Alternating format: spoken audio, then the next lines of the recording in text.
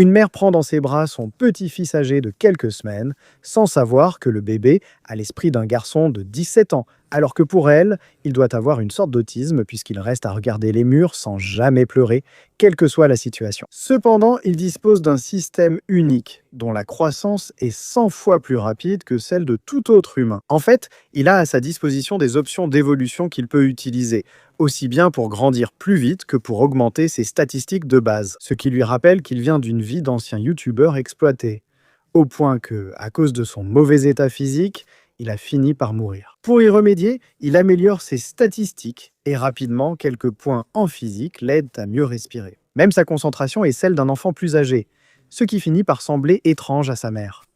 Elle le prend donc dans ses bras, surprise qu'il ne pleure pas, même si elle lui enlève la télévision. Même si c'est étrange de se sentir dorloté avec un esprit de 17 ans, le protagoniste sait que s'il pleure, il reçoit à manger et qu'on le nettoie si nécessaire. En fait, à chaque biberon, sa barre d'énergie augmente, donc bientôt son système va évoluer. Ici, il réalise qu'il a une sœur qui aime les ennuis, tandis que son père tente de le porter, mais Mia l'en empêche à cause de l'odeur de tabac. Ils dînent ensemble et le père surprend tout le monde en donnant à tous ce qui ressemble à une friandise, qui est en réalité une vitamine évolutive. Le protagoniste ignorait que ce monde était bien plus complexe que le sien.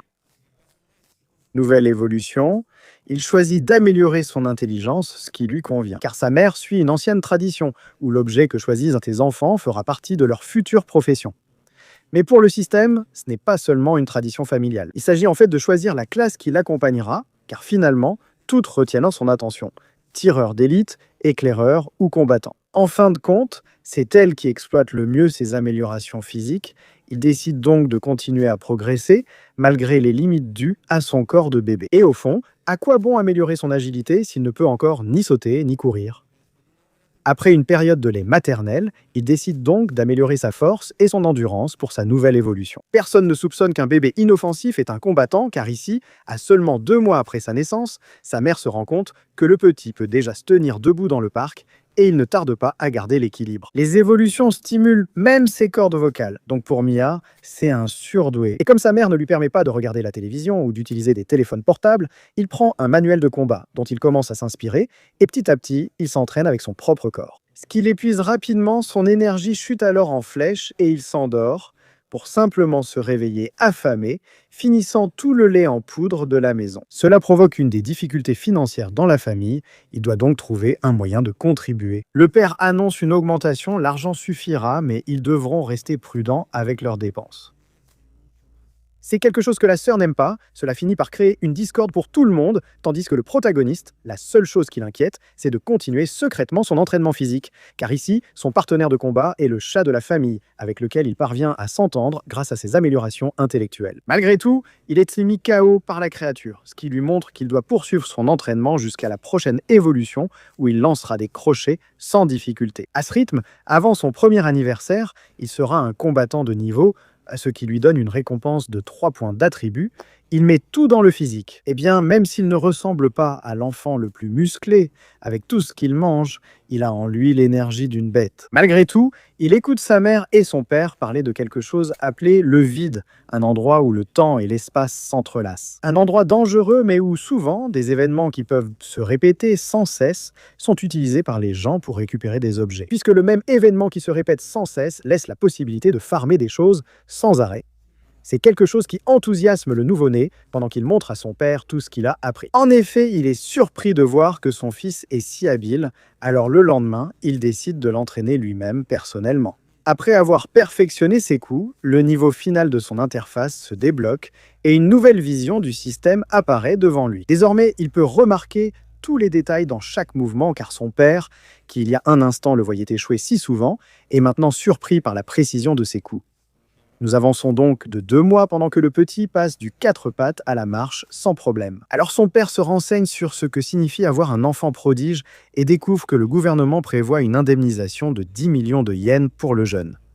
Ils s'enthousiasment et s'inscrivent, mais l'âge minimum pour en bénéficier est de 2 ans. Malgré cela, le prota ne se décourage pas et travaille sur toutes les normes évaluées par le gouvernement. Maintenant qu'il a toutes ses dents, il demande même à sa mère un supplément de cristal, au goût très mauvais.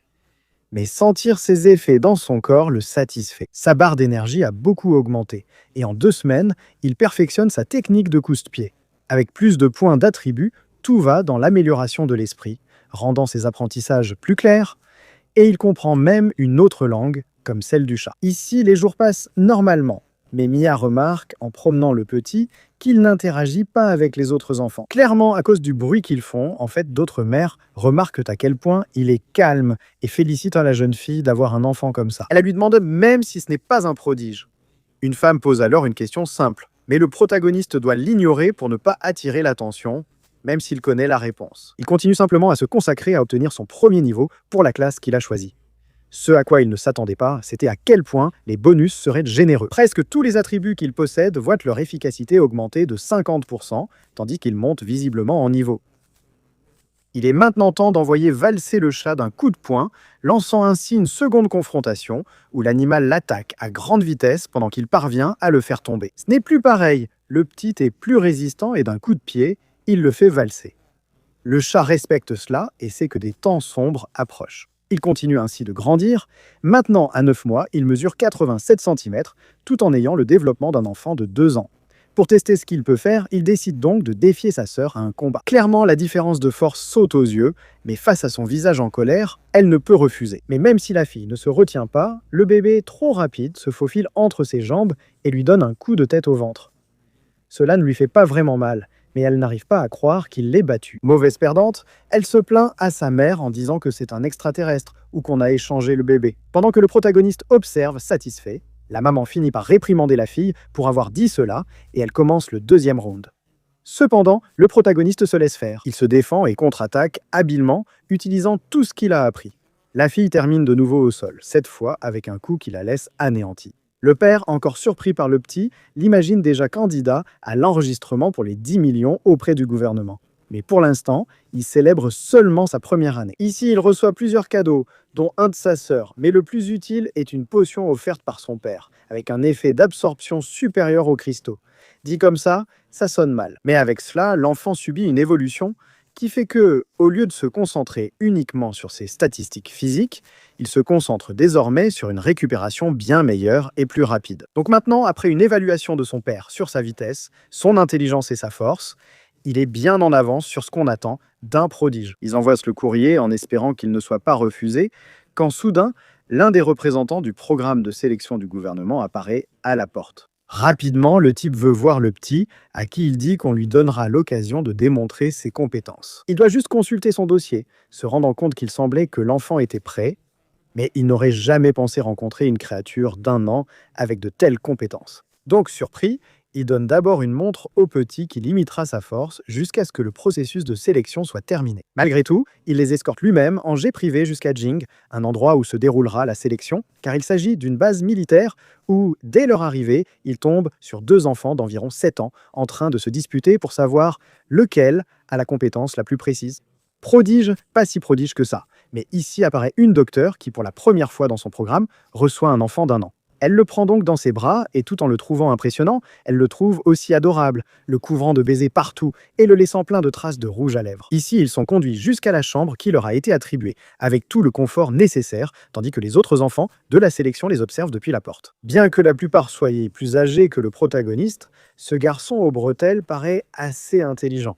Le lendemain commencent les examens. Des examens dont des prises de sang pour vérifier leur état. La montre intelligente affichera désormais son score, car les jours suivants, il vivra sa vie normalement, tout comme les 126 autres participants pendant que l'équipe évaluera son potentiel. Eh bien, le protagoniste devra continuer à manger et à accumuler de l'expérience en attendant le premier cours, où il se retrouvera avec 3 camarades plus âgés que lui, car ici le cours sera un entraînement mental, où tous prendront un liquide, préparé par le professeur qui les plongera dans une illusion. Ici, tout le monde pense que le nouveau est trop petit pour être ici. Cependant, au début de l'épreuve, l'illusion leur montre un chemin droit où ils ne voient qu'un rien et avancent simplement jusqu'à la fin. La pression de l'inconnu fait que les plus grands tiennent jusqu'à 8 minutes sans ouvrir les yeux. Ils fêtent ensemble leur bon score, puis réalisent que le bébé est toujours dans l'illusion. Par dépit, ils disent qu'il dort probablement, mais il ouvre lentement les yeux, atteignant 13 minutes dans l'illusion. Le petit est heureux car ces leçons peuvent vraiment aider. Alors il continue d'étudier sans s'arrêter, au point qu'il pourra bientôt frôler les lois dimensionnelles avec des améliorations de mouvement importantes. Il continue à manger gratuitement sur place. Beaucoup de viande et surtout des compléments alimentaires au goût horrible auxquels il est déjà habitué. Alors que les autres ne peuvent même pas les goûter, car en arrivant en classe, il se retrouve à la 45e place au classement général de tout l'examen. Dans le gymnase géant, chaque enfant choisit sa méthode de combat. Le protagoniste opte ainsi pour un style de combat au corps à corps qu'il a appris dans des livres. Le professeur ne s'attendait pas à ce qu'un enfant d'1 an s'adapte si bien à ce style de combat. Il propose donc de le former personnellement pour en faire un grand combattant s'il échoue à la sélection. Ici, il continue à renforcer ses points, utilisant au maximum son temps. Jusqu'au début de l'essentiel, les sparring. C'est là que ces enfants se battent vraiment. Au départ, il observe seulement et s'il repère une bonne technique, il la reproduit dans son système. Ici, il vise. Je pense que c'est le rouquin de tout à l'heure, bruyant mais habile au combat, avec une agilité remarquable pour son âge. Le protagoniste excité s'approche du ring, mais aucun adversaire ne se présente. Finalement, un garçon rasé et confiant accepte le défi, tandis que le protagoniste fonce sur sa jambe. L'homme n'a pas à faire beaucoup pour maîtriser la force d'un si jeune enfant, mais soudain, l'enfant se libère. Pendant ce temps, cette énergie bestiale qu'il porte en lui fait augmenter sa résistance, car toutes ses statistiques doublent, et il se lance à l'attaque pour la 2e fois. Le chauve est projeté en l'air, incapable de résister. Personne ne comprend ce qui s'est passé. Le protagoniste vérifie s'il va bien. Cependant, à ce moment-là, une alerte apparaît sur son système, car la dépense d'énergie littéralement l'épuise. Il accumule finalement 14 points pour le classement. Ici, il passe un appel vidéo avec sa famille. Il ne leur reste plus qu'à attendre s'il a été assez bon pour gagner l'argent.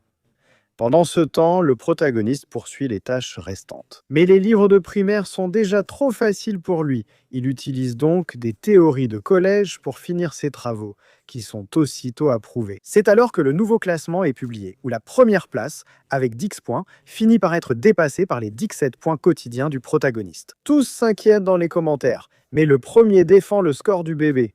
Il sait que c'est juste, inutile d'en rajouter. Ainsi, il approche du niveau d'évolution qui promet d'améliorer encore ses caractéristiques. De plus, sa méditation devient de plus en plus profonde et les séances sont beaucoup plus longues. Mais il lui manque le carburant, alors il a besoin de plus de sérum du professeur. Celui-ci le rejette immédiatement, disant que seule l'élite peut jouer avec les réalités et qu'il n'est qu'un enfant. Ce qu'il ignore, c'est que la prochaine évolution du protagoniste pourrait tout changer, car l'entraînement se poursuit ici. Il croise un autre enfant, encore plus chauve car il s'avère que c'est Saitama, à qui il a pris la première place et qui a le corps plein de muscles alors qu'il n'a que 7 ans. Malgré cela, le prota, même en mode repos, est aussi capable de soulever pas mal de poids. Saitama s'approche pour lui dire que c'est dommage, le prota ne comprend pas ce qu'il dit. Et au final, ceux qui finissent par se démarquer lors des sélections sont ceux qui ont una ventaja innata. éveillé et que lui, il n'a pas. C'est pourquoi, s'il sent qu'il n'est pas sélectionné, le petit de 7 ans le recrutera dans sa propre équipe d'élite. Ceci est un symbole de respect pour le protagoniste. Donc, pas plus de pouvoir, et qu'ils ont plus de pouvoir, et qu'ils n'ont pas plus de pouvoir, et encore plus de pouvoir. Ils se sont consacrés à améliorer leur esprit. Il met la survie de côté, c'est pourquoi, à la fin, il évolue à nouveau en se concentrant sur une seule chose, obtenant ainsi plein de bonus. Il manque encore pour atteindre le niveau d'élite demandé par le professeur. Mais il est possible d'y arriver avant 3 ans, car ici, les cours sont d'un tout autre niveau. Et en traversant un portail, tous les enfants sont emmenés dans ce monde coloré où ils devront survivre pendant un mois, en travaillant en équipe ou comme ils le souhaitent. Le but est de survivre en obtenant des ressources de haute qualité, en affrontant de vrais dangers, et ils ne seront secourus que si leur vie est en danger. Mais cela serait considéré comme un échec, donc maintenant ils sont libres de faire ce qu'ils veulent. Tous courent dans des directions légèrement différentes. Mais le protagoniste se rend vite compte qu'un des enfants turbulents le suit, lui demandant de le laisser faire partie de son équipe. Même si le protagoniste n'est pas le meilleur pour survivre, il sait très bien fabriquer des objets de survie. Pourtant, pour le bébé, le roux n'est rien de plus qu'une distraction, d'autant plus qu'il n'est pas vraiment très utile. Voyant qu'il possède des astuces apprises de son frère, déjà passé par l'épreuve et un animal chasseur, il décide finalement de l'accepter. Ici, la première chose, c'est qu'il tombe sur une créature qui a mauvaise réputation auprès de tout le monde, alors le prota s'occupe de l'éliminer le plus rapidement possible. Et rapidement, ils se mettent au travail pour construire une maison aussi basique que possible, mais qui les protège. Ici, ils finissent par dépecer le sanglier pour récupérer de l'énergie avec un bon repas. Évidemment, les animaux mangent aussi et le reste de la viande est suspendu pour sécher. Il ne reste plus qu'à se reposer jusqu'à ce qu'un bruit les réveille. En enquêtant, cette fille tente de voler leur nourriture, mais il l'arrête avant sa fuite. Finalement, elle n'est pas mauvaise, elle cherchait juste à survivre. Malgré tout, le protagoniste sait qu'elle fait partie des mieux classés, donc il faut rester prudent. Cependant, ses compétences peuvent leur être utiles, surtout avant d'explorer une grotte voisine, alors il lui donne un peu de nourriture. Mais comme la fille a déjà traversé tous les problèmes possibles, elle refuse la proposition et disparaît. Elle ne s'arrête que devant le protagoniste, et le lendemain, avec le rouge Justo. Ils traversent une zone dangereuse où ils doivent y faire attention, car si le système leur signale un danger, ils seront éliminés de la compétition. Alors ils avancent un peu. Et c'est ce qui arrive car ils tombent sur un loup appelé Griffe Acérée, une espèce de loup assez agressif. Cependant, le protagoniste n'y réfléchit pas trop, le prenant par surprise en étant si petit en comparaison. Et grâce à son agilité, il finit par lui trancher tout le ventre, une technique géniale. Ils arrivent à l'entrée de la grotte et réalisent vite que des loups entourent l'endroit. N'ayant aucune chance, ils choisissent de battre en retraite. Soudain, un rugissement venant du fond de la grotte effraie la plupart des loups. C'est comme un « viens ». Une grande silhouette mystérieuse, qui s'avère être un robot doté d'une sorte d'intelligence artificielle, finit par chasser les loups. Alors que le protagoniste est intrigué par ce qui se passe, il sait qu'ils ne peuvent plus partir et doivent trouver un moyen d'entrer dans la grotte. Le protagoniste commence donc à construire des pièges pour éliminer les loups restants pendant qu'il se prépare à entrer, sachant qu'il aurait bien besoin de renforts.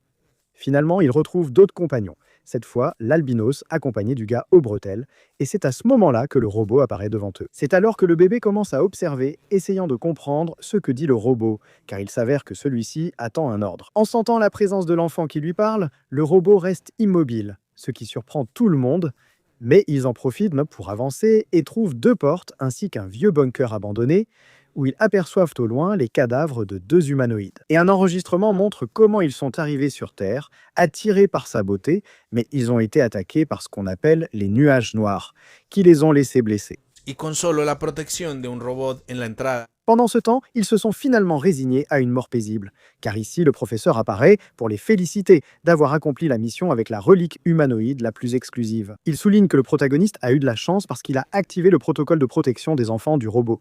Pourtant, tous veulent en savoir ce que sont ces nuages noirs. Le professeur leur explique qu'on les appelle chasseurs d'étoiles, cherchant des civilisations établies pour les éliminer de leur planète et provoquer l'apparition d'une nouvelle forme de vie. En partie, ce projet d'enfant prodige vise à créer un héros capable de défendre l'humanité. Si ces chasseurs attaquent, tout le monde est déjà rassemblé ici. Les petits jours ont été éliminés et le prota mène le classement. En plus, il a obtenu une boutique dans son système pour faciliter l'obtention de reliques. Pendant ce temps, déjà à l'académie, Saitama vient faire ses adieux, puisqu'il a réussi la sélection en occupant la 27e place historique. Il part maintenant, lui laisse la carte pour qu'il puisse lui rendre visite quand il veut, en respectant son accomplissement. Son classement parmi les nouveaux a été professeur. De plus, la réussite de la fille rencontrée fait passer le protagoniste à la 6e place, lançant la légende du bébé d'1 an qui gagne vite en popularité. Il reste concentré sur son entraînement, tandis que le professeur observe sa détermination. Petit à petit, les résultats tombent et tous sont surpris que le garçon aux bretelles échoue avec un rang B. Il reste néanmoins optimiste, pensant obtenir quelque chose plus tard. Pendant ce temps, les fauteurs de troubles obtiennent tout juste le rang A. Il pense que le protagoniste, en tête du classement, doit décrocher le rang S. Mais personne ne sait ce qui va arriver. Pendant ce temps, le conseil débat justement du fait que le bébé d'1 an est un candidat direct pour le rang S. Mais comme il n'est pas éveillé, il se peut qu'à un moment donné, sur son chemin vers l'élite, il finisse par stagner. C'est pourquoi pratiquement tout le monde est décidé à ne pas lui donner le rang. Pendant ce temps, un vieil homme en colère entre dans la salle, car il s'agit du professeur en question. Il dirige aussi l'académie et vient réprimander le conseil, occupé depuis des années à conserver les postes de grade. Aux éveillés issus de bonnes familles, et non à quelqu'un avec du potentiel, mais ordinaire. Tous gênés ni avoir fait une telle chose, alors le vieil homme prend les choses en main. Il ajoute qu'avant tout, ils ont besoin de personnes talentueuses plutôt que d'éveillés, qui, malgré le risque, peuvent incarner l'espoir de l'humanité. Ce discours change le résultat des votes, et au final, le bébé d'1 an devient pratiquement un trésor national, avec un rang, cette fois, bien mérité. Le protagoniste n'est pas surpris, alors que sa mère est très fière, surtout face à des bébés du même âge que son fils. Il ne sait vraiment pas quelle direction prendre. Il reçoit désormais seulement un message avec un certificat de rang, Mais lorsqu'il parle à la professeure, il demande d'abord la récompense de 10 millions. Ici, la femme remet à la mère un certificat bancaire. En plus de la somme, entre-temps, le petit recevra également l'un des tuteurs éveillés du gouvernement. Pour le moment, il signe quelques contrats et un jet privé le ramène finalement à la maison, où son père l'accueille avec fierté. Le reste du groupe va chercher Coco à l'école, qui arrive avec une attitude totalement différente envers son frère. Elle est attentionnée de toutes les manières, que ce soit pour lui servir à manger ou s'il a besoin de quelque chose. Cependant, cela a une double intention car elle veut que son frère, en utilisant sa boutique dans le système, lui achète la montre. Le protagoniste l'ignore, mais recevant des messages, finit par lui proposer l'idée. La gentillesse de la sœur cesse dès qu'elle reçoit le colis. L'argent venant maintenant de ses gains, le garçon fait du chantage en affirmant qu'il achètera la viande. Il tient désormais Coco dans le creux de sa main. Pendant ce temps, les rumeurs sur l'enfant prodige commencent à se répandre comme un virus, et il reçoit la visite d'un fonctionnaire du gouvernement qui lui demande ce dont il a besoin. Le protagoniste demande une protection pour sa famille, d'où la mise à disposition de chauffeurs pour tous. Désormais, ils vivront sans limite de durée et gratuitement dans l'un des appartements résidentiels de la meilleure zone. Les parents sont stupéfaits, tandis que le bébé continue de s'entraîner même pendant le déménagement. Eh bien, il s'avère que son tuteur est le même professeur que celui des examens, et il le met directement au défi de rejoindre l'élite avant d'avoir 4 ans. S'il y parvient, il recevra une récompense incroyable, il lui suffit de continuer. Bébé, que le bébé n'est pas le même bébé, et que le bébé, c'est que le bébé a une différence de taille. Au final, l'endroit où ils doivent s'entraîner est prêt, avec toutes les machines disponibles et une entraîneuse qui voit ce nouveau-né soulever 100 kilos. Ici, il précise combien tout cet entraînement va lui coûter. Avec une dette de près de 8 millions malgré tout, ses progrès commencent à devenir visibles en suivant toutes les indications qu'on lui donne. Malgré tout, quand le printemps arrive, les maladies virales de la saison apparaissent. Et après avoir fait quelques recherches, il se rend compte que cela, depuis des générations, même les virus les plus graves de l'histoire, ont été liés à une créature mythologique de rang éveillé, connue sous le nom de Seigneur des Mouches, Belzébuth. Cela attise encore plus sa curiosité car, malgré son jeune âge, il veut en savoir plus et découvrir ce que sont ces éveillés. Nous nous arrêtons ici avec cette histoire, du moins avec ce qui a été publié. Nouveau format pour la chaîne d'histoire, vas-y. Souvent, ce sont des personnes très créatives qui expriment leurs idées via l'intelligence artificielle. Si cela vous a plu et que vous voulez plus de ces thématiques, il y a un objectif de 2500 likes. Et je vous préparerai un nouvel épisode et de nouvelles histoires sur cette chaîne, et tout sera prêt automatiquement dès que nous atteindrons cet objectif. De mon côté, c'est tout. J'espère que ce résumé et ce nouveau format sur la chaîne vous ont plu. Et pendant que nous aurons plus de chapitres de ce Don Juan, je vous laisse avec une autre de ces histoires qui, en vérité, est très bonne et assez méconnue. Un protagoniste, évidemment, aura l'histoire la plus épique lorsqu'il commence en étant tout en bas de la société. Comme un humble esclave qui est obligé d'affronter ses propres compagnons dans des batailles sanglantes. Ceux-ci sont tellement entraînés qu'ils se battent même pour la maigre nourriture qu'ils reçoivent.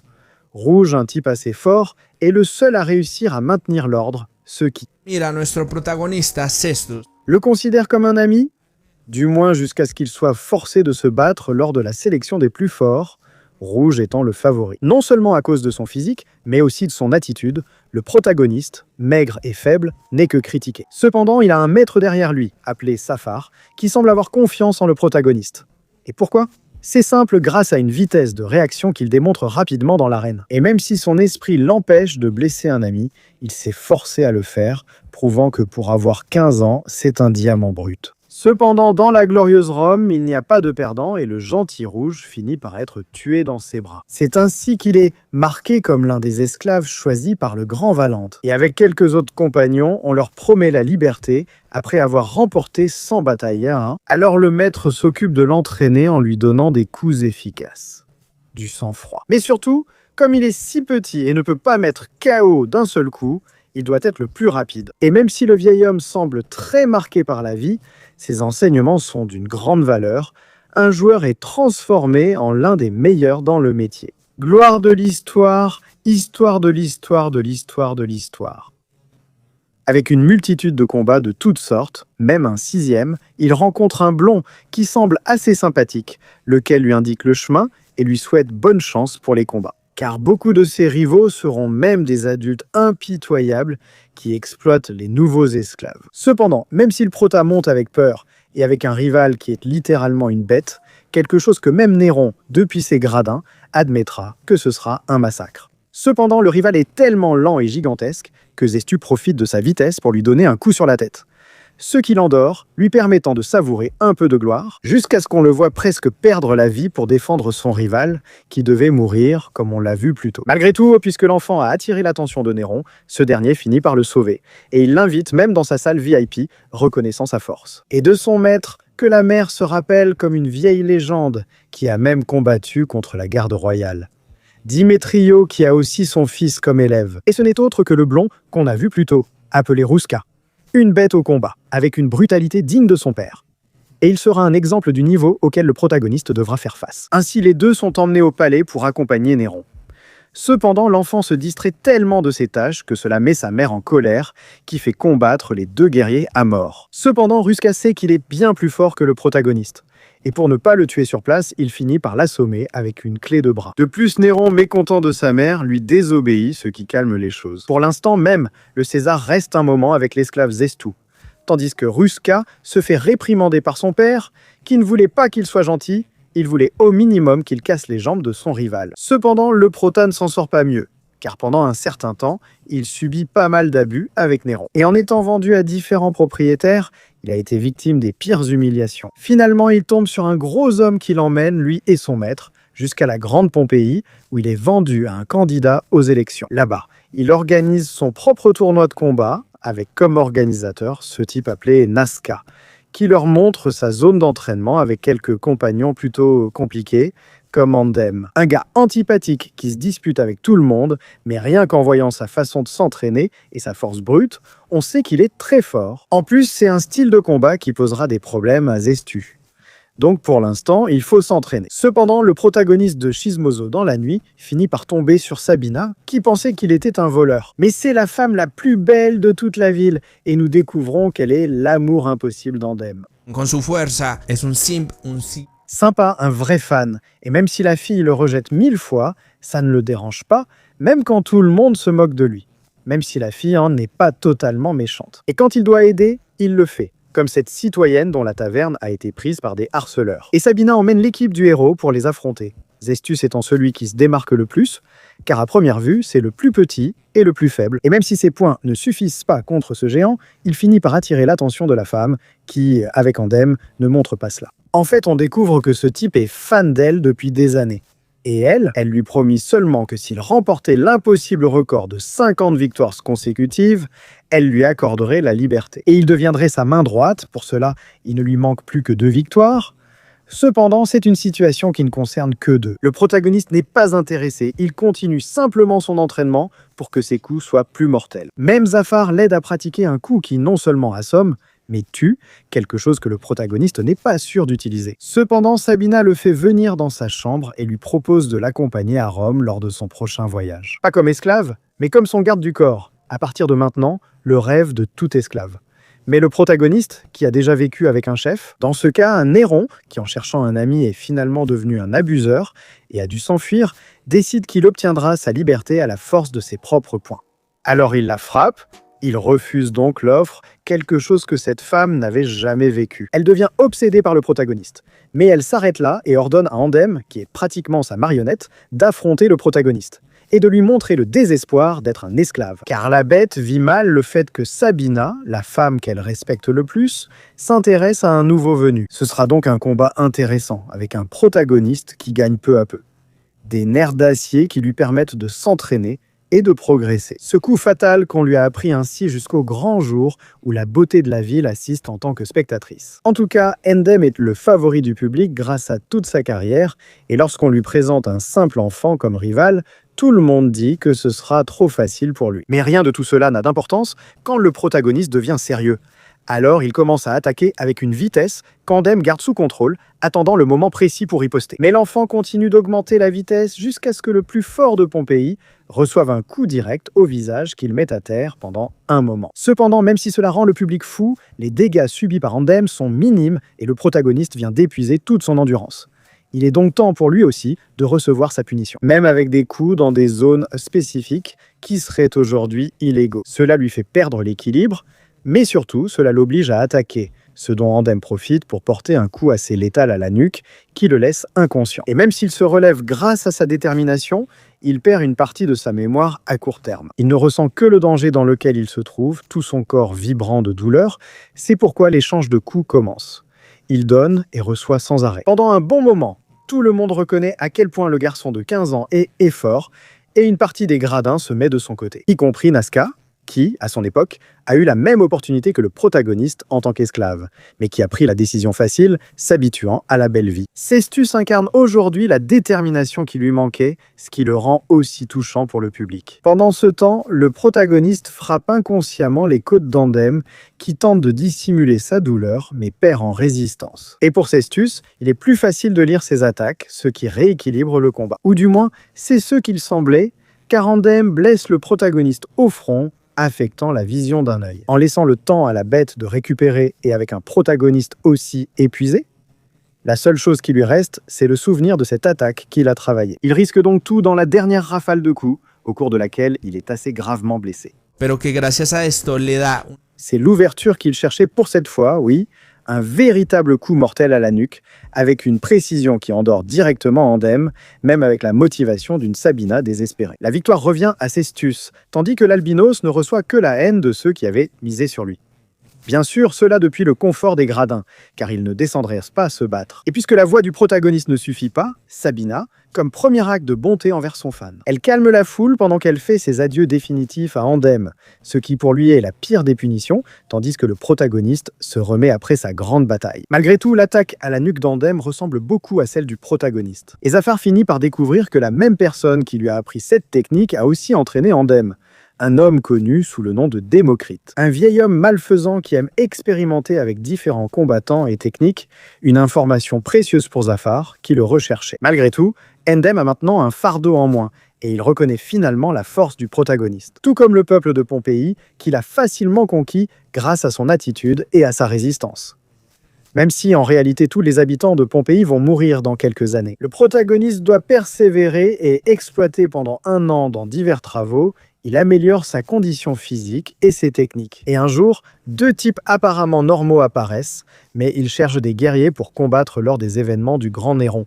Le propriétaire du protagoniste l'oblige à participer à des sortes d'éliminatoires dans ces mini-tournois. coliseos donde el espacio dificulta. Des combats, mais Cestus n'a guère de difficultés face à ses premiers adversaires. Il les bat pratiquement à coups de gifle, mais il devient de plus en plus brutal, frappant même des combattants déjà au sol. Un tempérament qui lui cause des problèmes et, en parlant avec son maître, on comprend que malgré son habileté, il n'arrive pas à donner de forme à sa technique. Et il n'y arrivera pas s'il ne se concentre pas sur la connexion entre ses coups et son esprit. Pendant ce temps, on voit Félix, un autre esclave très habile qui semble avoir Su propia forma de disfrutar de la... des combats, contrairement au protagoniste, qui devient de plus en plus tendu, du moins jusqu'à son combat sous la pluie, ou en mettant en pratique ce que lui a dit Zafar. Il laisse son esprit se connecter au combat, aiguisant ses sens et réussissant à faire en sorte que ses enchaînements et attaques normales aient la force de mettre KO n'importe quel adversaire. Il retrouve ainsi sa tranquillité et sa bonne relation avec ses amis, juste à temps pour rencontrer Félix, qui est un type très sûr de lui et de sa chance. Mais il ne nie pas que l'attitude et l'aura, surtout celle du protagoniste, sont celles d'un guerrier. Il devine qu'ils se retrouveront en finale, et c'est ce qui arrive. En fait, tous les deux sont conscients de la technique de l'autre. Mais on voit Cestus beaucoup plus tendu que Félix, qui prend plaisir au combat en lançant ce duel pour voir qui passera les éliminatoires. Et il peut voyager en Sicile pour l'événement principal. Ainsi, Cestus frappe sans arrêt. Cependant, tout ce que fait Félix, c'est se défendre au bon moment. Il change sa posture pour en adopter une avec les épaules plus ouvertes, ce qui paraît même idiot. Mais Zafar reconnaît que dans un espace aussi restreint, cela fait que beaucoup des coups que Cestus pouvait bloquer auparavant touchent maintenant sans problème. Ce qui devient une punition pour le protagoniste, qui finit par tomber plusieurs fois à cause de ses coups aussi amples. Et à la fin, l'une de ses chevilles se retrouve de nouveau blessée. Félix se vante de sa chance, et maintenant, avec le combat bien en main, il décide d'attaquer beaucoup plus. Cependant, Cestus, tout en recevant des coups, remarquait aussi que chaque fois que son adversaire attaquait de manière aussi ouverte, sa poitrine restait exposée. Il en profite pour l'envoyer valser pour la première fois de tout le combat. Et même si cela remonte le moral de tout le public et des parieurs. La technique n'a pas été aussi efficace parce que la cheville du protagoniste lui fait perdre sa position au sol et, par conséquent, de la force, donc le combat continue. Et maintenant que les deux sont à leur apogée, le combat s'équilibre beaucoup, au point que cela devient un duel d'endurance. Voyons qui tiendra jusqu'au dernier coup. Même s'il reste désavantagé parce que Félix contrôle mieux l'espace et l'acculant facilement, donc plusieurs fois, il est sur le point de se faire assommer d'un coup, ne lui laissant qu'un espace pour donner quelques coups de poing, ce qui semblait inutile. Mais en étant aussi constant, il commence à affaiblir Félix. Et avec la résistance brutale que possède le garçon de 15 ans, le combat finit par durer beaucoup plus longtemps. Maintenant, c'est la cheville de Cestus qui le met sur le point de tomber, et il ne pourrait plus se relever. Il décide donc de tout risquer dans une dernière attaque pour lui. Laura tiene los huecos en la defensa. De l'adversaire, il veut utiliser la dernière leçon de son maître, contrôler la respiration de Félix. Il profite donc d'un instant pour lui couper le souffle et lui donner un coup au menton, si fort qu'il l'étourdit. Le simple fait de lui faire perdre le contrôle du combat ne suffit évidemment pas à le vaincre. Alors, le protagoniste utilise la technique en se plaçant derrière l'ennemi avec un poing à la hauteur des reins. Pas même dans Mortal Kombat. C'est tellement létal qu'en boxe aujourd'hui, ce serait illégal. Et même si Félix veut se relever, il est maintenant littéralement cloué au sol par la douleur, donnant la victoire au protagoniste qui était lui aussi à bout et a lui aussi failli perdre ce combat de titans. Même si les deux ont fini par uriner du sang toute la nuit, et le lendemain, ils se témoignent du respect en tant que guerrier. Et pendant que Félix part chercher du travail dans une autre ville, le prota se rend en bateau au village de Sicile où aura lieu le grand événement. Et pour cela, Zafar commence à les guider avec la dernière technique de son répertoire. Et la plus mortelle, celle avec laquelle il a même arraché l'œil de Démétrio. Même ainsi, en arrivant sur place, ils sont les moins soutenus parce qu'ils sont esclaves, tandis que les autres, littéralement, sont des dieux de toutes les cultures du monde et possèdent des compétences totalement différentes. En fait, le protagoniste finit par rencontrer la gentille Roxane et même Ruska. Ce dernier l'avertit que ce seront de vrais combats pour lesquels il n'a pas la force mentale nécessaire. Cependant, il n'a aucune idée de à quel point le protagoniste s'est amélioré et de tout ce qu'il a appris. Técnicas que ni siquiera él se atrevería a utilizar. Ainsi, même si sa marque d'esclave reste une source d'humiliation pour tous, il prouvera avec ses points ce que personne d'autre ne pourrait accomplir. Et cela, il le prouve plus qu'amplement à d'anciens compagnons comme Endem, qu'il finit par retrouver sur place. Parce qu'il veut aussi combattre lors du plus grand événement organisé par Néron, qui réunit les figures les plus imposantes des combats de l'époque. C'est ainsi que se termine la première saison d'un animé plutôt divertissant, avec ses moments épiques, plein de tensions et même de bonne motivation. Je la recommande à ceux qui veulent se la découvrir. Pour l'instant, pas de suite, mais espérons qu'elle arrive un jour. J'espère que ce résumé vous a beaucoup plu et comme l'a dit mon père, je vous laisse.